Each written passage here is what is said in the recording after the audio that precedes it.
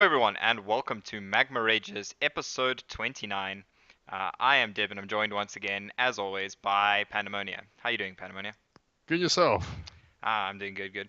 Uh, there's some big news this week in Hearthstone, and that is the five cards that Blizzard have announced are going to be nerfed.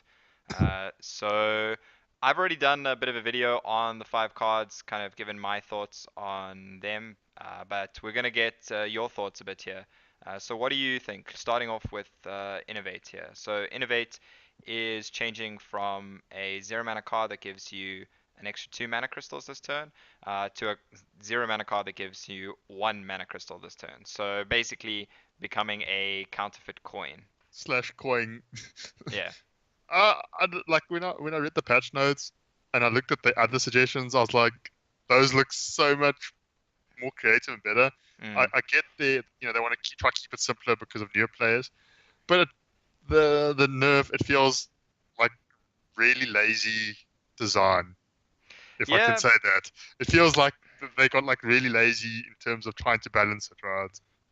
I do kind of agree. I think that uh, the other design options would have been a lot more interesting. The refresh two mana crystals thing was quite interesting because it doesn't allow you to, let's say, play a six mana drop on turn four, but it can allow you to play, let's say, a four mana and a two mana spell. You know, something like Fandral Innovate Wrath is still a possibility on turn four, but you can't innovate Aya on like turn four. You know, I think that's like the big difference with just refreshing two mana crystals kind of thing, Yeah, I which would be like that. really interesting. I really like that whole actually the refreshing concept. It did seem like because it also the whole I think the main issue is it stops those turn one stupid turns, like turn one vicious fledgling, right?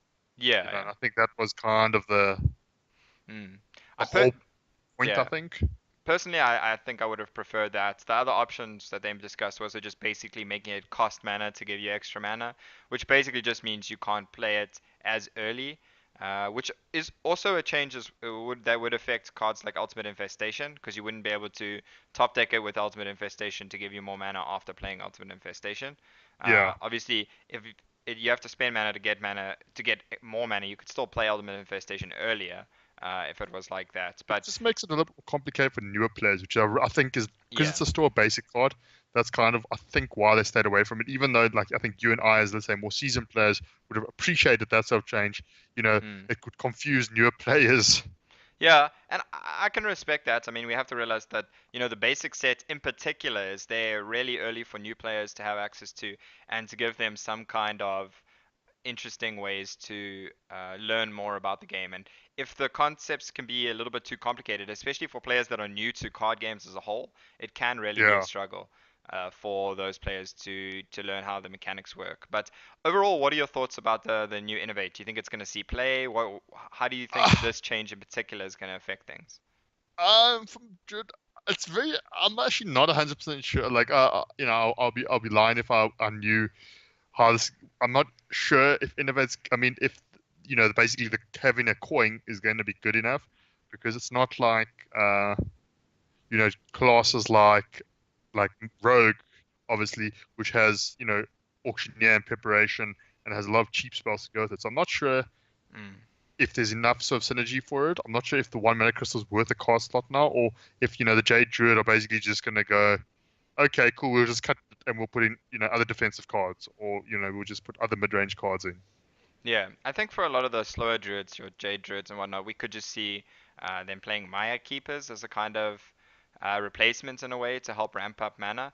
Yeah, Obviously, Maya Keepers are kind of more of a permanent ramp. I think one of the biggest changes this is going to actually affect those decks with is when it comes to innovating out Nourish for mana crystals. yeah, That was a really powerful play that you could do on turn three, or even just innovating out Jade Blossom on turn one, where you can kind of turn innovates temporary mana crystals into more permanent mana crystals. Those are the times I think when innovate was most effective, honestly, in those kind of decks. So that is definitely going to be a big change. I kind of also feel that the other big time was with Ultimate Infestation. When you would play Ultimate Infestation and top deck and innovate, that would allow you to innovate out a Wrath or innovate out a hero power or something that could actually be really meaningful. That was another big interaction that's going to be lost with the change to innovate. So I think yeah. overall, I don't see those decks playing it much unless they want to go back to that kind of gadgets and auctioneer package, I think. Yeah, but then I don't think then I mean that's going to be completely different from Jade Druid, I think. Oh, you mean the Well, Jade I'm Druid saying sort of like the auctioneer? gadgets and auctioneer maybe instead of the ultimate infestation package of giving you a It's way to possible. replenish your Yeah. resources. Yeah, overall, it's like always the speculation's always tough because obviously with the other changes, the meta's probably going to shift quite a bit. So it's tough to say. I still put it this way: I still think Druid, especially Jade Druid, will still be a deck. Yeah, I agree. Um, with regards to let's say aggro Druid, I think aggro Druid might still be a deck. It's just it's going to have less game. Obviously, there's going to be no games now. Well, there's going to be a lot less games where turn one innovate vicious casually wins the game. You know, Yeah. I don't even know if I think aggro Druid will probably cut the innovate because I mean it's not worth hoping to get the coin so you can turn one coin innovate fledgling. Yeah, yeah. I kind of agree. I don't think that deck would choose to play Innovate much. I think Yeah, uh, Innovate's probably going to see a lot less play, but I also think it was a card that was inevitably always going to be problematic for Druid. I mean, we've discussed nerfing Innovates before in previous episodes, yeah, and I'm pretty sure we've discussed it amongst ourselves before as well. When it comes to Innovate being problematic for the design space of Druid, when you nerf a really powerful card like Innovate, Druid actually has to be in a really powerful position overall, not to just become trash, because yeah, so many cards are balanced around a card like Innovate. It's like if you nerfed Preparation for Rogue, then all of a sudden yeah. things would become really weird for rogues because the whole time Blizzard have been making all their spells with preparation in mind, and now all of those spells are kind of overcosted without really a good reasoning, and that could be a similar effect for Druid. But Druid is probably now in a powerful enough place that the Innovate change is okay in terms of not making Yeah. the class trash tier. And I agree, Jade Druid will probably still be a deck, and Aggro Druid probably most hurts by the Innovate change. But will possibly still be viable, especially because it's a great vehicle for the double crab strategy. If you want to Yeah. use Galaka and Hungry Crabs to counter the meta. But whether that's going to be necessary is another Because of the other question. change. Yeah, and that brings us next to the Fiery War Axe change. That's what I'm one of the most sad of, to be very honest. Like, as a control player, I'm very sad about that. I, I, I personally don't think as a control warrior or control player, but you in your case in particular, a control warrior player, that you really need to be sad about the Fiery War Axe change. I think that's kind of the only deck it is still going to be particularly viable in. So Fiery War Yeah. Axe, just for our listeners, is changing from a 2 mana 3/2 weapon to a 3 mana 3/2 weapon. So kind of coming in line with cards like Rallying Blade, Eagle Horn Bow, all those cards, except it doesn't have any kind of flavor to it. It's just a plain old 3/2 weapon. Yeah. So basically, I mean, like, so all the memes have been doing the round that basically it becomes strictly worse than like a half a dozen different weapons across the classes. Yeah, but those are not basic cards for one, Yeah. Yeah. and Yeah. they're not Yeah. part of Yeah. the core set, except Eagle Horn Bow, or the classic set, I think, except Eagle Horn Bow. Yeah, no, I get Yeah, that. I'm just saying, like, yeah, the memes have been, yeah, yeah, which can make you feel really bad, but I think personally, I think the card will still be viable in Control Warrior decks. What are your thoughts on that? um, well, the problem is if Control Warrior for some, the problem is Control Warrior is not exactly seeing much play now Well, because of Jade Druid. If there is a Control Warrior deck, it probably will still see play. but we can also talk about in the future beyond the next rotations as well. Like when it, Yeah, let's say eventually, Jade and Mean Streets of Gadgets and rotates out, maybe Control Warrior becomes a thing again. And I don't think Fiery War Axe will necessarily be not viable in those kind of slower warrior decks, right? yeah, It is that, still 3 mana to kind of remove two minions in a way. that's still decent. Like I mean, it might still, but obviously another thing is it comes down to what weapons they print in the future as well, right? Yeah, So it yeah, all, there's a lot of factors, but I mean, it definitely it doesn't become completely unplayable. Let's put it that way. yeah. It just becomes obviously significantly weaker in uh, what's a pirate warrior is obviously I think where Yeah, the if, change is most the felt. change was aimed, if we can say that, right? Yeah, Uh, I think yeah, I think it is mostly affecting cards like that, and oh sorry, decks like that, where the mana cost is a lot more important because it's more important to play it earlier, especially for to fit your curve, right? Yeah, Fiery Orcs on 2 into Bloodsail Cultist on 3 or something like that is really and to powerful Blood Cell curve. Raider. Yeah, And yeah, that kind of curve is not really going to be an option anymore. And so it's definitely going to hurt Pyro Warrior quite a bit, I think. Not I wouldn't say it's necessarily going to be enough to make Pyro Warrior go away, but it's definitely going to hurt the deck a lot. Fiery upgrading Fiery War Axes was kind of one of the most powerful lines for that deck overall. Like when you yeah, upgrade your Fiery War Axe, you know you're in a good spot, and it's going to be a lot harder to get those upgrade effects off on the Fiery War Axe in the future. Um, definitely. And so even it yeah. makes the curve really awkward as well. Yeah, I mean there weren't many two drops in the deck, and now it's even worse. Um, the one thing this change does do that I just realized is it makes Prince Keleseth viable in Warrior now. if That's it, that's one way of looking at it. I think. I Yeah. mean, it makes Prince Keleseth and an aggro warrior like viable, right? An aggro warrior that might not necessarily be pirate warrior. You just don't say play Bloodsail Raider because in most other warriors you would probably want to be playing Execute and then you wouldn't play Prince Keleseth. But anyway, that's that is an option that Prince Yeah. Keleseth might be playable in some kind of warrior like that. But yeah, overall there's a lot of uproar about Fiery War Axe change in particular, but we'll get to the community's response a bit after we discuss the rest of the changes. Next, we have Hex, a kind of surprising change in a way. Hex has changed from a 3 mana spell that transforms a minion into a 0/1 frog with Taunt into basically a 4 mana cost copy of that same card, or 4 mana cost version of that same card. So basically, they just upped the mana cost by 1, as we saw with Fiery War Axe, a similar kind of change here. Yeah. So, I mean, this kind of just brings it in line with something like polymorph, right? Yeah. Basically, obviously now becomes directly comparable to um, polymorph. The fact that it's as like there've been quite a few debates as to 0/4, I mean a 0/1 taunt versus a 1/1, and a lot of the times 0/1 taunt can actually be is a lot more relevant than the 1/1. So hence Yeah, why I think before the nerf you could probably say Hex is better than polymorph, yeah, because I mean three. Well, no, I mean, well, okay, the mana difference is fine because the 0/1 taunt is annoying, right? yeah, yeah, But at 4 mana, I mean, Hex, I mean, this is one of the sort of interesting nerfs because it's a card that isn't actually seeing a whole lot of play right now. If you look at all the other cards being nerfed, they are in, nearly every, Innovate and Spare and Plague are in every Jade Druid deck, Pyro Works is in every Warrior deck, Murloc War Leader specifically is in Murloc Paladin. But like Hex is actually not in any top tier decks right now. yeah. The only But real shaman deck that we see seeing much play is the token evolved shaman, and and that doesn't even doesn't. run it. Yeah, because it runs cards like Devolve to rather go for bigger board wide changes. So, I mean, we're not really seeing a lot of mid range to control shamans at the moment. I don't really think this change necessarily makes those not as viable, but it just means the tempo swings you're getting from using Hex are a lot lower now. You Yeah. basically need to be hitting more valuable minions with Hex to make it more worthwhile now, as it's gotten more expensive. So what you can actually do in the same turn as hexing has gotten um, a Yeah, lot it's that whole more limited.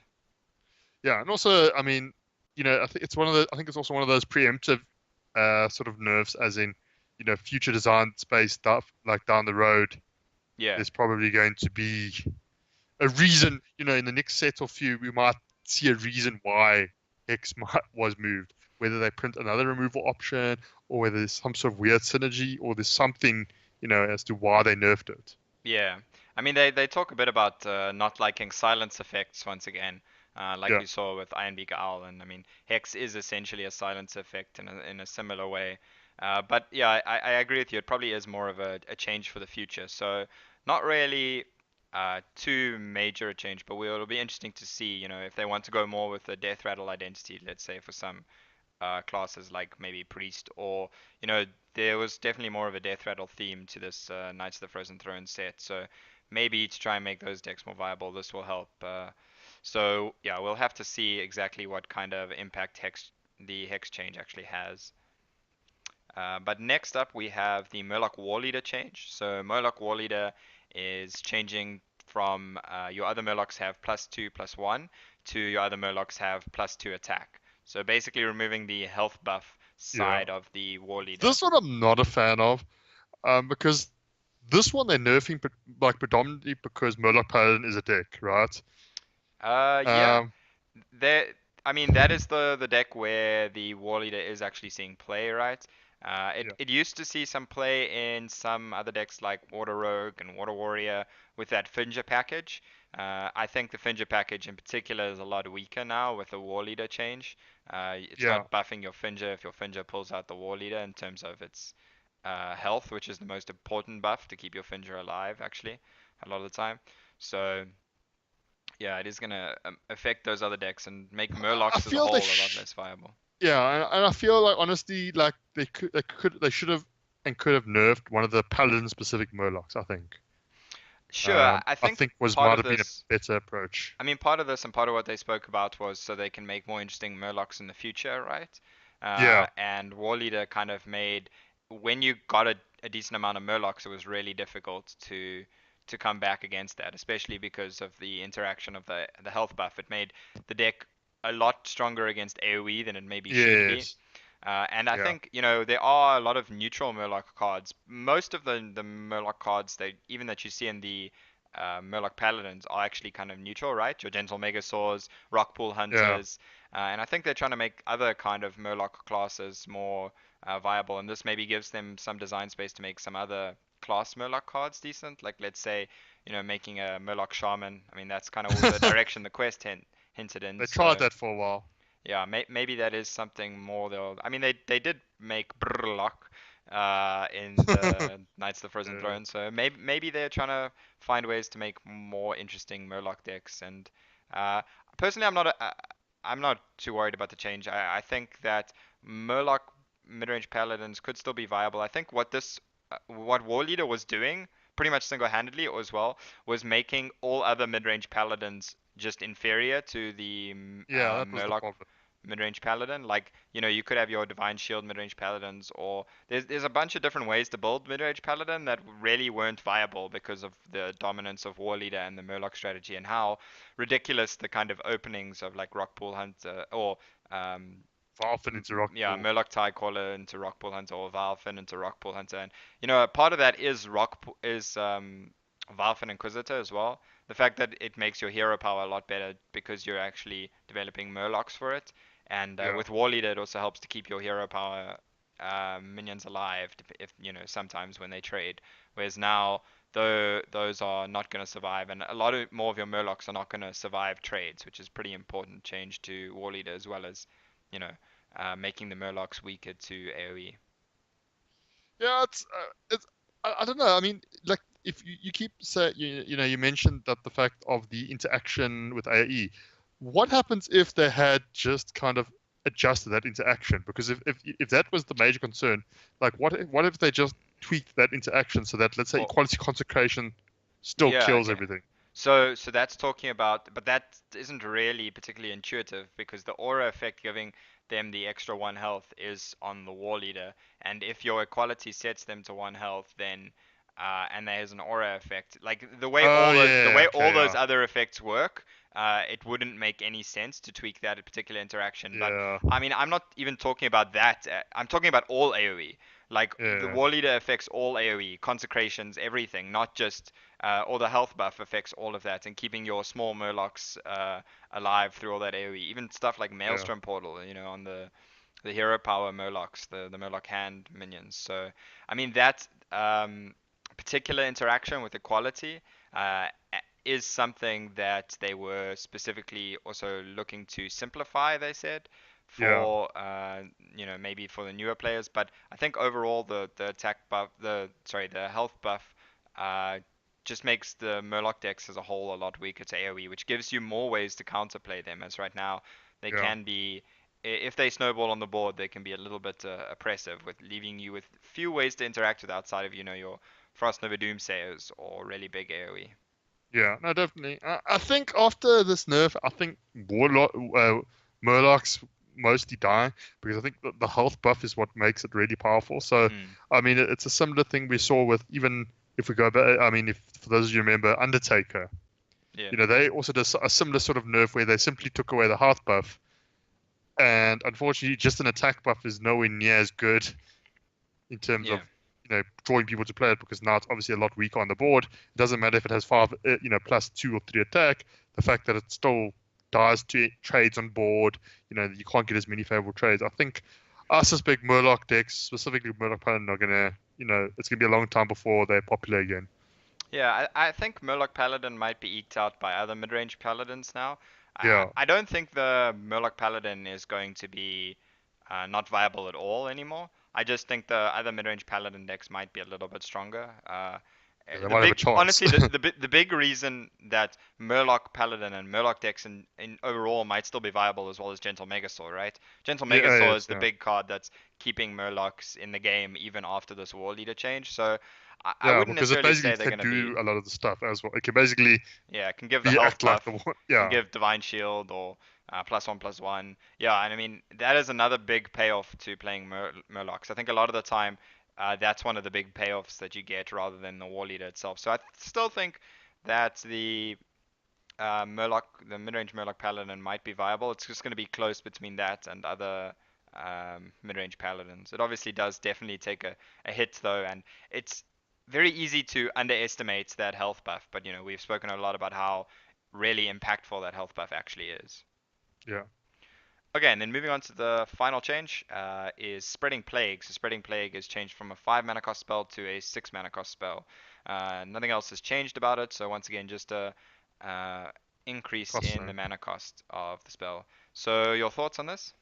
I think this is going to change. Well, so in terms of play wise, I still think we'll see play, but now obviously the main thing is whether this will still see play because of the other nerf to innovate. So where you could potentially against an aggro deck on turn 3 innovate out Spreading Plague, you can't anymore because now basically the cost difference is 2 because Hmm. innovate only adds 1 and Spreading Plague costs 1 more. So now Yeah. the difference is basically higher.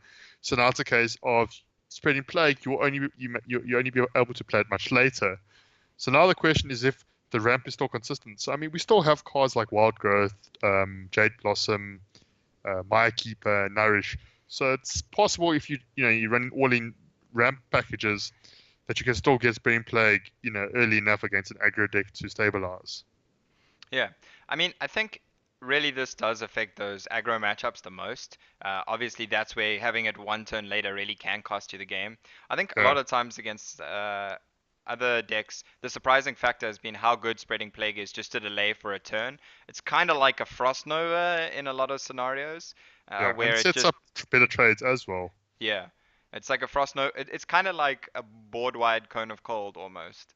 Yeah, Right? In that it yeah, in freezes a and way. deals 1 damage to a lot of minions. So Actually, yeah, that is a interesting way of looking at it. So for Druid, that can still be very important to just help stall out the game. Help curve into maybe some other AoE or to help make the board weaker for something like Swipe.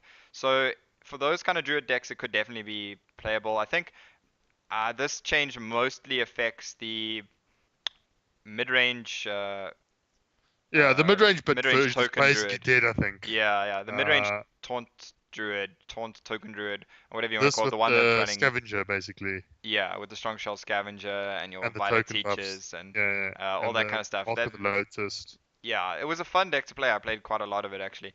But yeah, I think that deck in particular is largely dead. It was very reliant on 2 mana Innovate and on Spreading Plague. So Yeah, that deck is because probably you the could one that combo really gets hurt the most. Spreading Plague in the same turn with like the scavenger and buffs and things. Whereas now Yeah. obviously you can maybe do one buff and you can play Spreading Plague and the scavenger. Yeah, or like late in the game you could play Spreading Plague and 2 Strong Shell Scavengers with an Innovate, right? If you're on 9 or 10 mana, and Yeah, now you can't. You can play Spreading Plague +1 Scavenger, and that's all really. yeah, So that's gonna definitely affect that deck a lot. yeah. It was Oh, a that more thing's of a more of a niche deck, and probably not as it wasn't just probably not as powerful as Jade Druid. So well, nothing's it's quite as not it. powerful as Jade Druid. Sure, sure. I mean, it's not a deck that really needed nerfing, but it is kind of It's a sad to see casualty of that. war kind of thing. Yeah, sad to see the like innovative druid deck that was kind of in the middle of the two sides of it getting Yeah, hit the hardest with this nerf bat. caught in the crossfire basically. Yeah. So what are your thoughts overall about the nerfs? Are you happy? Are you looking forward to the new meta? Who do you think are the biggest winners, losers? Uh, I'm looking forward to, hopefully a more diverse meta. I mean, we've currently seen, Druid has been quite oppressive. Uh, biggest, like, it's tough to say because, like, if I look at these cards, so Druid obviously got two, like Jade Druid obviously takes quite a big hit. Um, okay, so Pirate Warrior takes a big hit and Murloc Paladin, so it's like so it's a case of some aggro decks take hits and a control deck, so it's actually quite difficult to see, where exactly the meta is going to go. I So mean, the big winner is Priest, right? yeah, Razika's Priest right now is arguably performing better in tournaments than Jade Druid when well Jade yes, Druid is because not JJ banned. doesn't. Yeah, because Yeah, it's not because it's banned most of the times it would perform really well, fair enough. But yeah, I mean, Razika's Priest is the really big winner here.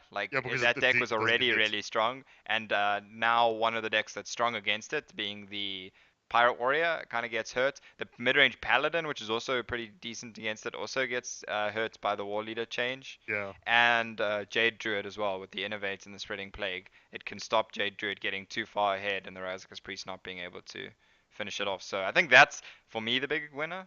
yeah. The priest seems to. I mean, the Razak's priest definitely seems like to be, and even potentially big priest. Yeah. I still believe. Yeah, I mean, it's definitely like there's two sort of decks that preyed on a lot of those slower control decks in the Pirate Warrior and the mid-range Paladin that are being hurt Yeah. by this nerf, and even Hex, hurts a deck like Big Priest a lot. It wasn't seeing in much play, but if it was, then that would have been really good answer to a lot of Big Priest's minions. So yeah, I mean, I think that this actually really is going to help some of the slower decks, which is also why Jade Druid doesn't really look like it'll necessarily go away, because that is one of the best answers to some of the slower Slow decks. control decks. Yeah. So now it's a case of like what does is like so sort of the big question marks are, will Pirate Warrior still be a deck? Yeah. Answers probably yes. Uh, is But Murloc a Paladin? lot weaker a Yeah. deck. Like, Is Murloc Paladin gonna be a deck? That's actually an interesting like that might it might like it's the question that we're saying of is Gentle Megasaur enough to carry the deck basically now? yeah, I mean, I think the Paladin overall will probably be fine still, because they have maybe some other mid-range options. Warrior is maybe going to be in a bit of a tricky spot right now. Pretty much just the Dead Man's Hand Warrior is the standout going forward, to be honest. Yeah, with like the control like I saw some people with like insult lists as well. Yeah, I mean those are kind of the standouts. The Quest Warrior is pretty favorable against the Priest, so if Priest is popular enough, that can make Quest Warrior good. But that Yeah. deck's probably still gonna lose to Jade Druid, so Yeah, that's so it's gonna definitely be gonna like be an it's issue. gonna be your circle of life kind of your Yeah, rock paper scissors. yeah. Okay, well, some people have not responded very positively to the nerf Yeah, changes. some The community have been a bit of an uproar, especially about the Fiery War Axe change that you kind of also seemed sad about for different reasons. Part of this, I think, was because of the way they worded the change for the Fiery War Axe yeah, some people got nerf. very upset, especially Fibonacci. One of the most notable specifically control warrior players. He was very vocal about the way they worded it. They basically like I don't know if they intended it or not, but they basically said like most Hearthstone players, look at the cost, on the top, and they don't, and so they want to make it like easy, they don't want to change the text Yeah, or basically they were suggesting, people playing the game, especially if let's say you haven't played in a while and you come back maybe a bit later after the nerfs, and you play Fiery War Axe expecting it to be 3 damage, and then all of a sudden it's 2 damage, or a 2/2 weapon instead. That could be confusing. Whereas the mana cost, you can kind of see it in your hand. Although it's a lot I easier can to see still than the I text. can still definitely see people making that mistake. Let's say they're trying to uh, plan out their turn and they play Fiery War Axe and then they're 1 mana short of doing what they thought they were going to do. But those are the kind of mistakes that always happen with a card that Yeah, was seeing so much play. Because you'll probably still see, like, for the first while you'll see snap plays of, where, like, the original you would be able to go 2 mana war axe plus something else. You'll probably see someone snap play and then go, oh wait, I don't have the extra mana left. I don't Yeah. have enough mana to do the rest of my turn. Yeah, and I mean, some of their choices for why they don't want to change the cost is a little bit inconsistent as well. I mean, the Warsong Commander was not the cost wasn't changed because of the soul of the card argument. So I think Yeah, their arguments have been a little bit inconsistent over time, but I think it's kind of understandable from a certain perspective. They are still learning a lot. The game is still relatively new when it comes to the lifespan of card games. There's still a lot for them to learn, and it's new when it comes to how many nerfs they've done. They've not done a lot of nerfs since the game came out of beta. Uh, define lots, like, Well, comparison to what they've done. I mean, they've nerfed quite a lot. I mean, I can, like, start rattling off cards they've nerfed, and a lot of those nerfs have been, like, to obscurity. So sure, but um, what I mean is it's not they don't do nerfs frequently, right? yeah, they If you try not to. if you compare the number of nerfs to the number of cards released, it's like a really minimal amount of nerfs, right? Yeah, There really haven't been that many nerfs. they try to keep because they don't Cons want to change too often, right? Yeah. Uh, but at the same time, they wanted to change, and that's why they don't want cards like Fiery War X to be a two of in every single warrior deck, where you Yeah, they're have trying to find a balance, right? basically 28 cards to build your warrior deck out of. Yeah, it's always that issue of trying to find that balance between keeping things consistent enough so people still, like, can relate to the core of the game slash versus constantly changing it to keep it fresh and exciting. But Yeah, also, some people have obviously kind of sort of obviously these are let's say your more conspiracy orientated guys. Some of them are like, no, they're changing all these basic cards to force people to buy packs now when they release new expansions, because they print better cards in new sets. So it's a case of, these are the the cards you get for free. So, let's try and make these weaker so force people to buy. So that's like what some people's theories and arguments. yeah. Well, anyway, Ben Brode responded to a lot of these complaints on Reddit and Yeah. otherwise, kind of basically saying that they don't think players are stupid, trying to sort of explain their reasoning. I'm not going to go into exactly all the reasoning, but I'll link it in the description. So you can go read the full response, which is actually quite a long one to the Reddit post in particular. Yeah. So at least it's good from the dev team that they were willing to respond to these kind of questions. And then the other news that kind of got shadowed by a lot of these changes, at least in terms of the community's attention, and the constructor community in particular, obviously, is the synergy picks in Arena are being removed. We Yeah. discussed this on a previous episode with Gas. He was kind of explaining to us what synergy picks were, where you kind of get offered cards that have a synergy bonus for your class in your first two picks, and those are being removed altogether now, which I think will please a lot of the arena community, as the majority seemed not in favor of them, as they resulted in uh, worse drafts overall. And they kind of the best strategy with the synergy picks was very often just to not pick the synergy things. Well, just So basically, I mean, so, like, Gas and I have been doing a couple of drafts, and basically, like, the general strategy seems to be, like, you almost like with the synergy picks, you ignore the text and you basically go, okay, like, if these are vanilla, which is the best vanilla. So, for example, Servant of Kalimos is uh, sorry. Servant of Kalimos is basically a 5 mana 4/5. You assume Bookworm is a 6 mana 3/6, and then based on yeah, that, you look at your options and you go, okay, Southsea Decade is a 3 mana 3/3. That's playable. I'll pick that. You don't even bother looking at the text that says, oh, buffs pirates, or whatever it is. yeah, yeah. Yeah, I mean, I think this will definitely make things. It's a good change for the arena side of things, at least.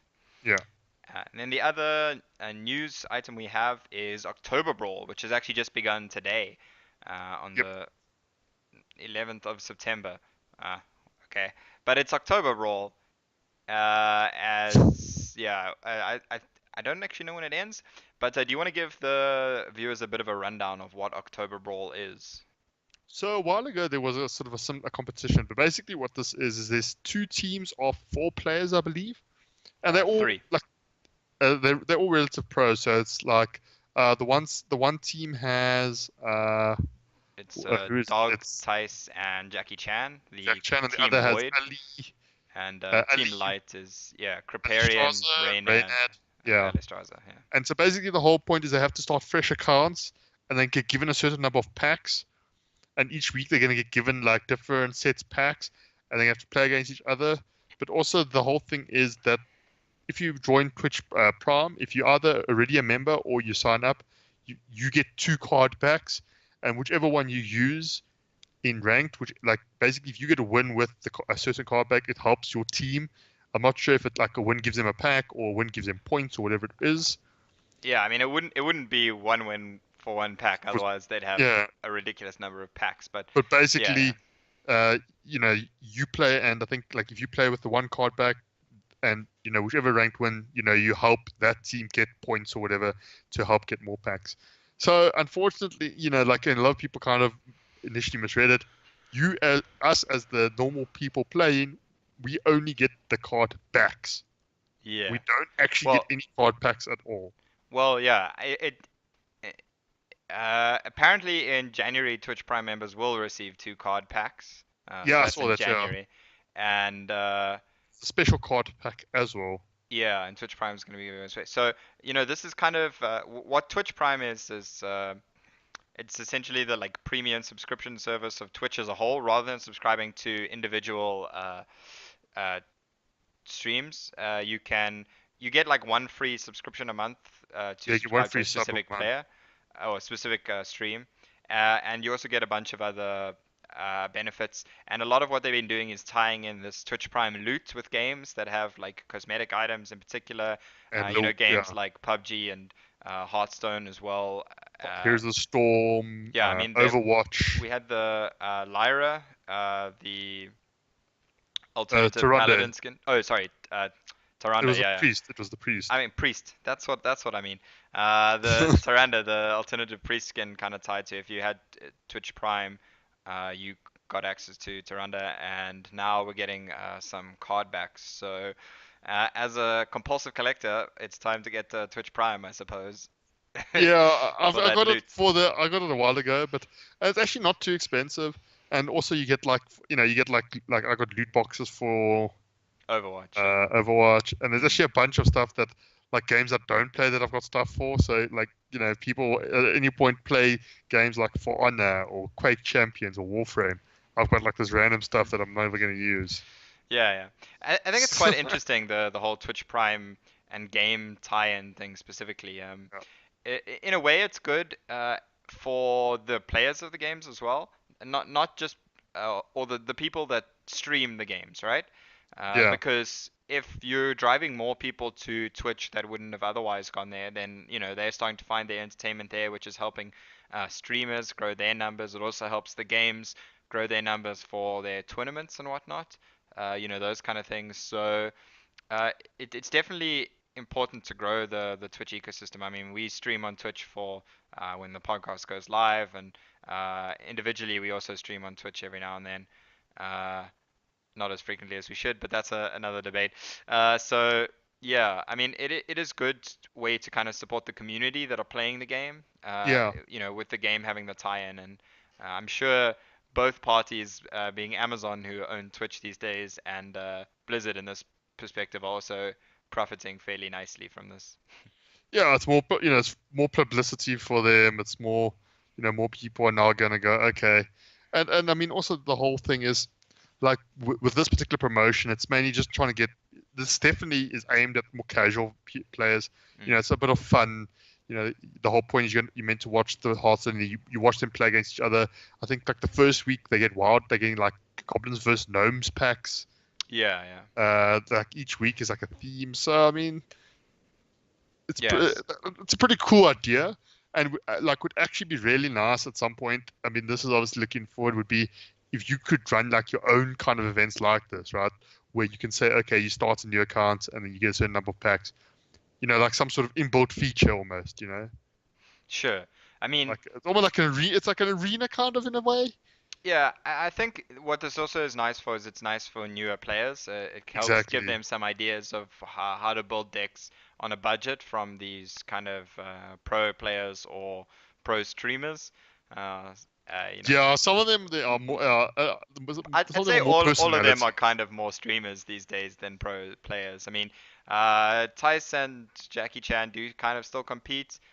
Dog only really playing like HGG, but he is a really good player. I'd say Yeah. Dog and Tice probably the standout players, certainly when it comes to constructor Well, side and of things. Reynad, But to be fair, I Reynad mean, is still Reynard pretty is a good. decent player, but I still feel like Dog and Tice are probably better than him. Uh, Yeah. and Jackie Chan is known for his innovative deck building. And actually being quite a good player as well. Yeah, I Like, mean he yeah. is a good player, but you don't get uh, as well known as him by just building innovative decks that suck. You have to Yeah. actually get results with those decks, and he does. So Yeah. he is a pretty good player. So I mean, personally, I'm in more of the Team Void camp. I'm not really a huge fan of Crip or Reynad, to be honest. I imagine Team Light is going to have a lot of supporters, largely because of those two. But I'm definitely more of a dog fanboy than Yeah, I'm gonna a definitely be a team Crip or void. Like I'm definitely leaning because I've always liked Tice as a player and even as like a sort of a personality, he's always been one of the nicer guys. yeah. And even Dog. Dog is also for me one of the players who can pilot meme decks well. Mm. So like him and Jackie Chan actually are quite similar in that regard. Is that like they both play quite like gimmicky decks and they play them well and get Yeah. quite quite well with them. I mean, I think Dog made High Legend with which random deck was it? It was some really fringy deck that he did really well with. Was it Exodia Mage before it was a mainstream Around deck? KFT Knights of the Frozen Thrones launch, he was playing Exodia Mage quite a bit and did pretty well with it. Yeah, Uh, he's a very good streamer to watch in the early stages of an expansion as well. He was yeah, like one of 'cause- the first people on that Quest Rogue hype train in Journey to Un'Goro, and he's also been playing a lot of Dead Man's Hand Warrior this expansion, which has been yeah. If you want deck interesting, ideas, he's a very good but player to also really, watch. really, yeah, he knows really how to play like those weird decks very, very technically astutely. Yeah. So yeah, I'm definitely going to be interested to see what these players come up with. I generally, honestly, don't watch these kind of events very often. I tend to more focus on watching the esports side of things, but I might watch a bit of this event just because, I mean, this is more for the fun and the casual, and they're trying yeah, to. I mean, it's trying to sort of bridge the gap between, I think, casual players and entering the more competitive scene. I think. yeah, and the nice part is that it allows the community to kind of participate in it in a way. Uh, and Basically, you cheering that's for your quite team. nice. As long as you have Twitch Prime, hashtag pay to win. Yeah. But Or you can subscribe. There's a free trial that you can also sign up for. yeah, yeah, that's true. Um, Okay, moving on to our esports segment. So yeah. there was three major esports events taking place well, two major esports events and one local one taking place this weekend, and that was well, firstly we'll start with the HCT Asia Pacific summer playoffs. So this was before the Americas for a change. Usually it goes Europe, Americas, and then Asia Pacific, but now this time around we've gone Europe, Asia Pacific, and then Americas will be next weekend. And they said So it's going to be after the nerf or before the nerf store. I think the nerf will happen after the Americas. I'm pretty sure they Okay. won't. Otherwise, they would have at least announced it by now, as the decks for the Americas will have to be in relatively soon. So the big standouts that we had here at the Asia Pacific was the dominance of Japan and Korea. In the top eight, we had four Japanese players and three Koreans. The only player not from those two countries was Tom60229 from Taipei. Chinese, yeah, Yeah, Chinese Chinese Taipei. Taipei. Uh, and yeah, I mean, coming from like a Magic the Gathering background, it's not too much of a surprise to see the Japanese in particular doing really well at card games. And I mean, the Koreans have also always been known for their interest in esports, so it's interesting to see those two sides of the Asian scene kind of clash in a way. Yeah. There was two sort of big name players that made the top four. So the four players that qualified for the summer championships were Uya, Surrender, Tom60229, and Coco Sasa. So Surrender and Tom60229 are both players that have been around for quite a while. Surrender is teammates on Planet Odd with 60 and Hoi. Uh, And Tom 60. 229 was, I think, in the very first BlizzCon, if my memory serves me correct. So Yeah, he he's might been have been. playing he's been playing competitively for quite a long time. Yeah, he's participated a lot in a lot of the Western events as well. Same as Surrender. So yeah, both players, those two are very well known. And the other two players that made it, Ouya and Kokosasa, had very interesting strategies, I must say. Ouya had a very aggro lineup with bringing an aggro paladin that had Prince Keleseth in it. So it was running 16 one-drops, Prince Keleseth, and cards like Divine Favor and Small Time Recruits to just constantly refresh your resources. Very interesting deck, and did really well for him. I mean, he came out top of the Swiss portion and managed to make it to the semifinals and qualify. Surrender managed to actually take home the championship overall. He managed to beat Koko Sasa in the final. And the interesting part about Koko Sasa's strategy was that he was leaving up Druid and trying to actually counter Druid. So he brought Exodia Mage, Big Priest, Midrange Murloc Paladin, and Jade Druid himself to try and actually beat the Jade Druids. It's an So interesting approach. It's a yeah, I mean, I remember we were chatting about this, and it's one of those like yeah, and I mean, really risky ones. yeah, the sketchiest decks for him actually were the mid-range Murloc Paladin and the Jade Druid when it comes to actually beating the Druid, depending on which one gets left up or if both Yeah. are left up maybe. I didn't watch too many of the games because of time zone differences, but I did see his quarterfinal against Machamp and it worked there for him. He actually 3-0'd the Jade Druid Wow. and won the series 3-2. So it also got him to that top eight, so it must have been working for him through the Swiss portion as well. You would expect him to have played J Druids every single series, pretty much. Yep. So it's yeah, it worked for him. As yeah, I mean every player in the top eight did bring J Druid, and it got him to the final as well. So those two players really coming out of left field with their strategies, and they really worked out for them. So it's pretty cool to see these kind of more innovative strategies working out. Everyone else was also playing the Kazakus Priest except for Kokosasa, who was obviously playing that big priest. Yeah, which yeah, considering Razka's Priest has been doing very well, that's it's always interesting to see a player who goes, you know what, I'm not going to be doing just what everyone else is doing. I'm going to, you know, Yeah, bring something a little bit different. yeah, he went against the norm, and it definitely worked out for him. So the other major event that was happening was Dreamhack Montreal, which also happened over this weekend. And there was also quite a lot of quest mage at Dreamhack Montreal. The difference with Dreamhack being that it is a last hero standing format, Yeah, so that obviously changes how people build their decks. And a lot of people brought quest mage as a way to counter the Razakis priest in particular in the lineups, as most people were still banning druid. Um, yeah. in the end, Muzzy managed to walk away as the victor for the DreamHack Montreal, which is a big win for him. And it's really important as well because he and Zale were very, very close for last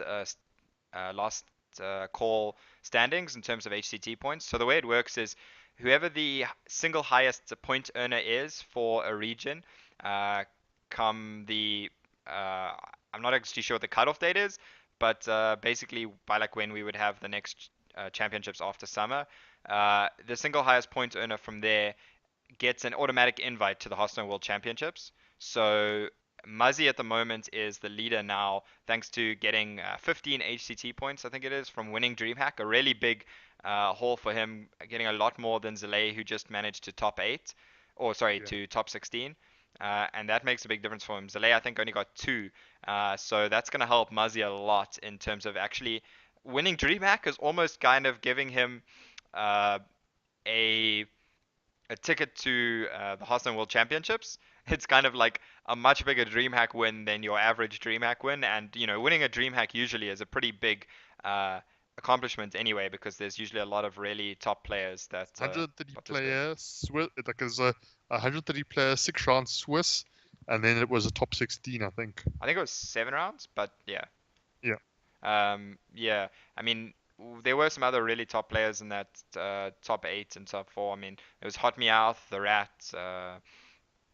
Terrence M was also in the top 16. Tars, who did quite well, tends to take a lot of meme type decks, Tars, and I mean it kind of worked out for him this time round. Monsanto, Yeah, Tars also had the big priest and the giant quest mage.